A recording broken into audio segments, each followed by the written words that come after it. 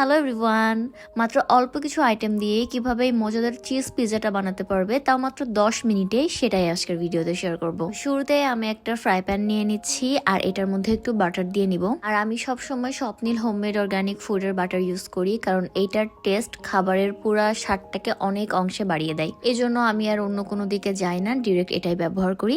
এরপর আমি একটু ব্রেড দিয়ে নিচ্ছি, মানে একটা ব্রেড দিয়ে একটু এপাশ ওপাশ করে হালকা করে ভেজে নিয়েছি। আর এটার উপর আমি একটু চিজ গ্রেট করে ছিটিয়ে দিচ্ছি। আর চিজও কিন্তু আমি এখানে স্বপ্নিলেরটাই ব্যবহার করছি। এই পিৎজার মূল উপকরণটাই হচ্ছে চিজ। আমি যদি চিজটাই উল্টাপাল্টা দেই বা অন্য কোনো ফালতু ব্র্যান্ডের চিজ ইউজ করি তাহলে কিন্তু পুরো জিনিসটাই খেতে বাজে হবে। তো এরপর ওপর থেকে আমি একটু সসেজ আর একটু কাঁচামরিচ দিয়ে নিয়েছি আর এখন একটু টমেটো অ্যাড করছি। তোমাদের কাছে যদি ক্যাপসিকাম থাকে সেটাও অ্যাড করতে পারো।